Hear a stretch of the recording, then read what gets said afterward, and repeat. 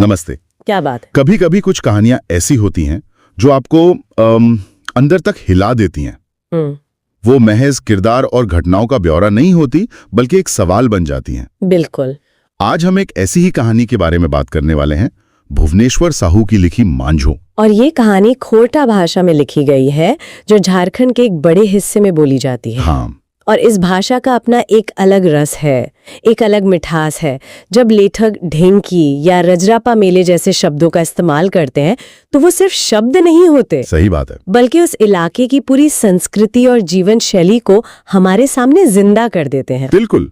और हमारे पास ये कहानी मौजूद है, जो एक बहुत बड़ा सवाल उठाती है। क्या सवाल? कि जब समाज, परिवार और किस्मत सब आपके खिलाफ हों, तो क्या प्यार टिक सकता है? मांझो इसी सवाल का एक बहुत ही शक्तिशाली जवाब देती है। तो चलिए इस कहानी के किरदारों और उनके संघर्षों की दुनिया में उतरते हैं।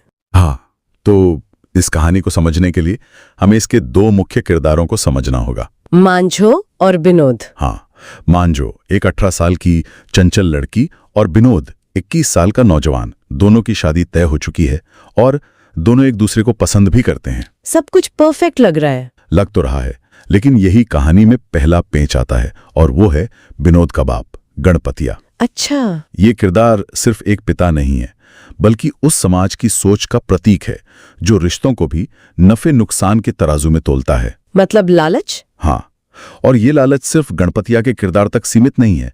ये उस दौर के ग्रामीण समाज की एक कड़वी सच्चाई को दिखाता है, जहां लड़कियों की शादी अक्सर एक आर्थिक लेन देन होती थी। गणपतिया पहले अपने बेटे की शादी गिरिडीह में तय करता है, सिर्फ इसलिए क्योंकि वहां से मोटा दहेज मिल रहा था। उसे इस बात से भी फर्क नहीं पड़ता कि लड़की की उम्र विनोद से ज्यादा है। लेकिन विनोद वहां पर एक स्टैंड लेता है, वो साफ मना कर देता है। बिल्कुल। ये हमें उसके किरदार के बारे में पहली चीज बताता है कि वो सिद्धांतों वाला है। बाद में जब वो रजरप्पा मेले में मांझो को देखता है, चूड़ियों और टिकली की दुकानों पर, हाँ, एक चिड़िया की तरह चहकते हुए, तो उसे पसंद कर लेता है। और ये पसंद महज सतही नहीं थी। दोनों की नजरें मिलती हैं, एक खामोश रजामंदी होती है।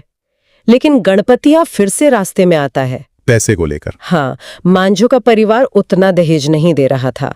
यहाँ विनोद का किरदार और मजबूत होकर सामने आता है। वो अपनी माँ से साफ कहता है, शादी करूंगा तो रजरप्पा में ही, नहीं तो 5 साल तक नहीं करूंगा। मतलब उस दौर के हिसाब से अपने पिता के फैसले के खिलाफ जाना, ये बहुत बड़ी बात रही होगी। बहुत बड़ी बात। बेटे की जिद और घर में एक काम करने वाली की जरूरत के आगे गणपतिया को झुकना पड़ता है। तो शादी की तैयारियां शुरू हो जाती हैं, हल्दी की रस्म हो जाती है, और सब कुछ सपनों जैसा लग रहा होता है। और अक्सर कहानियों में जब सब कुछ बहुत अच्छा चल रहा हो, तभी किस्मत अपना सबसे क्रूर दांव चलती है। लगन की रस्म से ठीक 2 दिन पहले विनोद के गांव में एक खबर पहुंचती है, जो किसी वज्रपात से कम नहीं थी। खबर थी कि धान कूटने वाली ढेंकी में हाथ आ जाने से मांझो की 5 उंगलियां कट गईं। ये खबर सिर्फ एक दुर्घटना की खबर नहीं थी, ये एक तरह से मांझो के भविष्य पर एक फैसला था, जो समाज ने तुरंत सुना दिया। बिल्कुल, ये खबर जंगल की आग की तरह फैलती है, और विनोद के घर में तो कोहराम मच जाता है। और जो शब्द इस्तेमाल होते हैं वो बहुत चुभने वाले हैं। हाँ। अब हम अपने बेटे की शादी एक लूल्ही ठूठी लड़की से कैसे कर दें? ये शब्द उस समाज की मानसिकता को दिखाते हैं, जहां एक महिला की कीमत उसकी शारीरिक संपूर्णता से आंकी जाती है, उसकी पहचान उसके जख्म से जुड़ जाती है। और विनोद का बाप गणपतिया, उसे तो जैसे मुंह मांगी मुराद मिल गई। सही बात है। वो तुरंत कहता है, मैंने तो पहले ही कहा था कि वो घर ठीक नहीं है। वो इसे किस्मत का खेल बताकर अपना पल्ला झाड़ लेता है, क्योंकि अब उसे इस घाटे के सौदे से बाहर निकलने का एक नैतिक कारण मिल गया था। बिल्कुल। और यहाँ विनोद एक बहुत मुश्किल मोड़ पर खड़ा है। एक तरफ उसका प्यार, उसका वादा है, और दूसरी तरफ परिवार और समाज का जबरदस्त दबाव। हाँ, उसके पिता उसे ताने मार रहे हैं, वो पूरी तरह से टूट चुका है। और यहाँ पर कहानी एक बहुत ही इंटरेस्टिंग मोड़ लेती है। विनोद टूट जाता है, लेकिन वो लड़ता नहीं है। वो अपने पिता से कहता है कि ठीक है, मैं अब शादी नहीं करूंगा, मुझे पैसे दे दो, मैं आगे की पढ़ाई के लिए रांची जा रहा हूं। ये थोड़ा अजीब नहीं लगता? क्या ये एक तरह की कायरता नहीं थी? ये सवाल बहुत वाजिब है, और पहली नजर में ये कायरता लग सकती है ना? लेकिन अगर हम गहराई से सोचें तो ये विनोद की कायरता नहीं, बल्कि उसकी समझदारी थी। वो जानता था कि अपने लालची बाप और समाज की संकीर्ण सोच से उस वक्त बहस करने का कोई नतीजा नहीं निकलेगा। अच्छा। वो उस ऊर्जा को एक बहस में बर्बाद नहीं करना चाहता था। उसने लड़ाई का मैदान और वक्त दोनों खुद चुना। मतलब ये एक स्ट्रैटेजी थी, सरेंडर नहीं। बिल्कुल। उसे पता था कि असली लड़ाई उसके घर में नहीं बल्कि मांझो के पास जाकर लड़ी जानी है। सही। उसे अपने पिता को नहीं बल्कि मांझो के टूटे हुए भरोसे को जीतना था। इसलिए उसने पीछे हटने का नाटक किया ताकि वो आगे की तरफ एक बड़ी छलांग लगा सके। वाह, ये तो मैंने सोचा ही नहीं था। और फिर वो बस में बैठकर रांची के लिए निकलता है। उस सफर में लेखक हमें एक फ्लैशबैक में ले जाते हैं। उसी रजरप्पा मेले में। हाँ, जहां उसने मांझो को पहली बार देखा था। ये फ्लैशबैक क्यों जरूरी है? ये बहुत जरूरी है क्योंकि ये हमें याद दिलाता है कि विनोद का प्यार सिर्फ एक जिम्मेदारी नहीं है। वो मांझो की उस छवि को याद करता है जहां वो जिंदा दिली से भरी हुई थी। वो उसकी आत्मा से जुड़ा था, सिर्फ उसके शरीर से नहीं।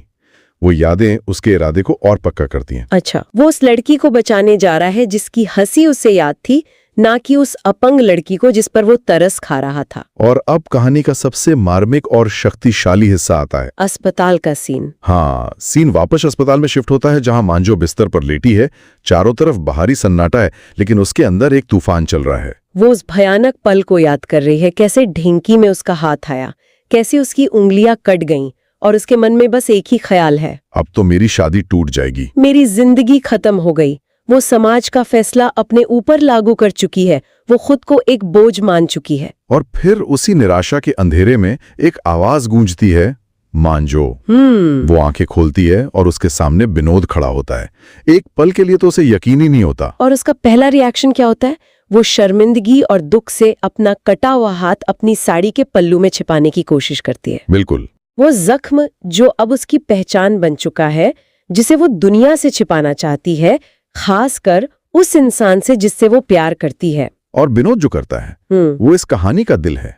हाँ, वो उसका वही कटा हुआ हाथ पकड़ता है जिसे वो छिपा रही थी और उसे चूम लेता है। ये सिर्फ एक रोमांटिक जेस्चर नहीं है, ये एक क्रांति है। क्रांति, हाँ। उस समाज में जहां उसके जख्म को एक कलंक और एक कमी माना जा रहा था, विनोद उसे सम्मान का प्रतीक बना देता है। सही बात है। वो उसके दर्द को चूम रहा है, उसकी हिम्मत को चूम रहा है, और समाज की छोटी सोच पर एक तमाचा जड़ रहा है।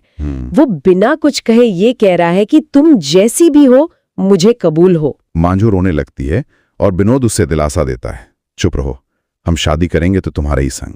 और जब मांझो कांपती हुई आवाज में पूछती है कि क्या उसे पता है कि वो अपंग हो गई है, तो विनोद का जवाब वो देखने लायक है। वो कहता है, हाँ, सब जानकर आया हूँ, मुझे रोकने वाला इस दुनिया में कोई नहीं है, मेरे बाप भी नहीं। ये देखिए, ये वो हिम्मत है जो उसने अपने घर पर नहीं दिखाई थी। बिल्कुल। क्योंकि ये हिम्मत दिखाने की सही जगह यही थी, मांझो के सामने। उसका ये एक वाक्य मांझो के टूटे हुए आत्मविश्वास को फिर से जोड़ देता है। और इस पूरे सीन को मांझो की माँ एक कोने में खड़ी देख रही होती है और उसकी आंखों से आंसू बह रहे होते हैं। वो आंसू सिर्फ खुशी के नहीं है, वो उस अविश्वसनीयता के भी हैं कि कोई इंसान सामाजिक दबाव और लालच से इतना ऊपर कैसे उठ सकता है। यहीं पर कहानी का सार छिपा है, तकदीर बनाम तदबीर। बिल्कुल, सब लोग, यहाँ तक कि मांझो खुद, इसे तकदीर का लिखा मानकर स्वीकार कर चुके थे। हाँ, समाज ने, परिवार ने, सबने इसे भाग्य का फैसला मान लिया था। लेकिन विनोद ने अपनी तदबीर, अपनी कोशिश से एक नई तकदीर लिख दी। तो मांझो सिर्फ एक लड़की की कहानी नहीं है,